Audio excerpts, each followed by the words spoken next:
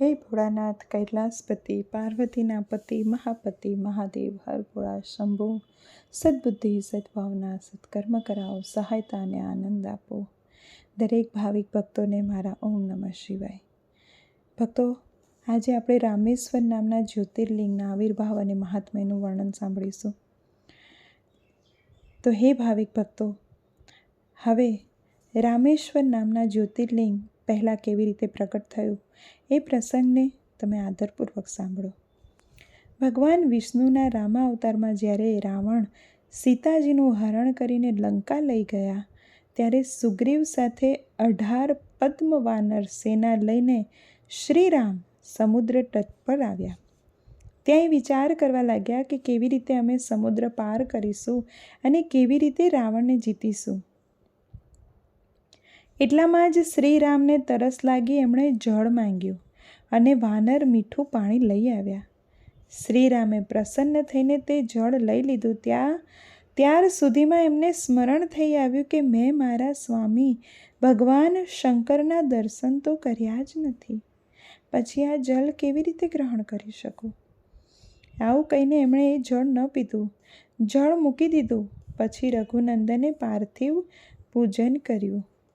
આવાહન વગેરે 16 ઉપચારોને પ્રસ્તુત કરીને વિધિપૂર્વક બહુ પ્રેમથી શંકરજીની અર્ચના કરી.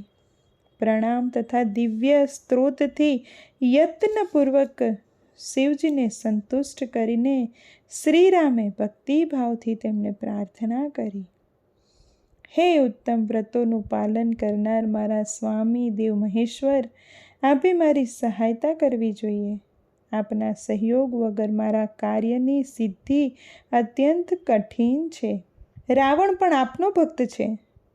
તે બધાને માટે સર્વથા દુધેય છે, પરંતુ તમે આપેલા વરદાનથી તે સદા દર્પથી ભરેલો જ રહે છે. તે ત્રિભુવન વિજય મહાવીર છે.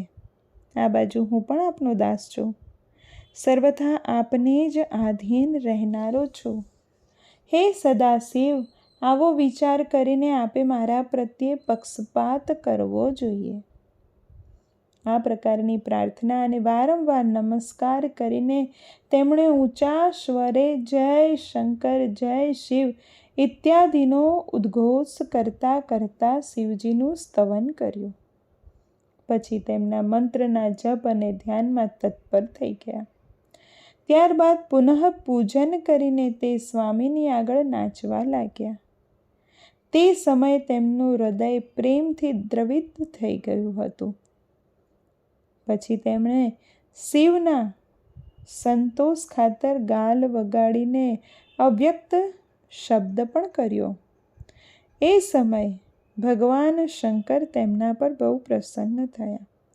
કહેવાય છે મિત્રો કે અગર તમે શિવલિંગની સામે, કોઈ પણ જાતના શિવલિંગની સામે ઊભા રહો છો અને તાળી વગાડી અને ગાલ વગાડો છો, તો શંકર ભગવાન ખૂબ જ પ્રસન્ન થાય છે. અને શંકર ભગવાન ખૂબ પ્રસન્ન થયા અને એ જ્યોતિર્મય મહેશ્વર વામાંગા ભૂતા પાર્વતી તથા પાર્ષદ ગણોની સાથે શાસ્ત્રોક્ત નિર્મળ રૂપ ધારણ કરીને તત્કાળ ત્યાં પ્રગટ થઈ ગયા. શ્રી રામની ભક્તિથી સંતુષ્ટ ચિત્તથી થઈને મહેશ્વરે તેમને કહ્યું કે હે શ્રી રામ, તમારું કલ્યાણ થાઓ, વરદાન માગો.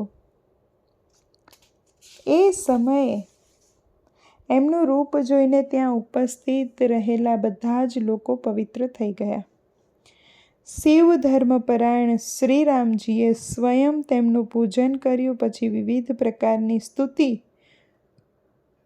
અને પ્રણામ કરીને એમણે ભગવાન શિવને લંકામાં રાવણ સામે થનારા યુદ્ધમાં પોતાના વિજય માટે પ્રાર્થના કરી. ત્યારે રામ ભક્તિથી પ્રસન્ન થયેલા મહેશ્વરે કહ્યું કે હે મહારાજ, તમારો જય હો. ભગવાન શિવના આપેલા વિજય સૂચક વરદાન અને યુદ્ધની આજ્ઞા મેળવીને શ્રીરામે નતમસ્તક થઈને હાથ જોડીને એમની પુનઃ પ્રાર્થના કરી. શ્રીરામ બોલ્યા કે હે મારા સ્વામી શંકર, જો આપ સંતુષ્ટ છો તો જગતના લોકોને પવિત્ર કરવા અને બીજાઓની ભલાઈ કરવા માટે સદાને માટે અહીં જ નિવાસ કરો. શ્રીરામના આવા કથન પર ભગવાન શિવ ત્યાં જ્યોતિર્લિંગ રૂપે સ્થિત થઈ ગયા. ત્રણેય લોકોમાં રામેશ્વર નામે એમની પ્રસિદ્ધિ થઈ.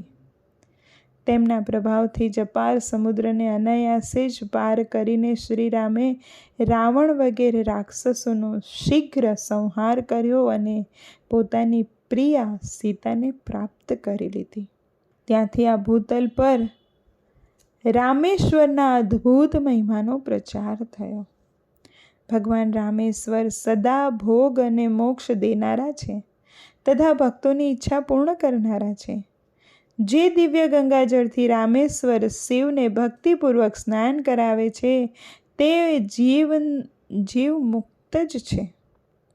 આ સંસારમાં દેવ દુર્લભ સમસ્ત ભોગોનો ઉપભોગ કરીને અંતે ઉત્તમ જ્ઞાન મેળવીને તે નિશ્ચય જ કૈવલ્ય મોક્ષને પ્રાપ્ત કરી લે છે. આ રીતે મેં તમને લોકોને ભગવાન શિવના રામેશ્વર નામના દિવ્ય જ્યોતિર્લિંગનું વર્ણન કરી બતાવ્યું, જે તેમનો મહિમા સાંભળનારાઓના સમસ્ત પાપોનું અપહરણ કરનારા છે. હે ભક્તો, તમને આ જ્યોતિર્લિંગનો મહિમા હું કહી સંભળાવું છું તો એ કેવો લાગે છે એ કોમેન્ટ બોક્સમાં જરૂર લખજો.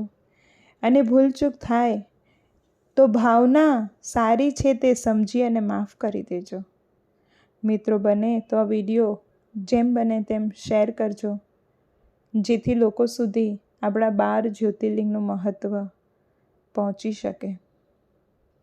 ઓમ નમઃ શિવાય.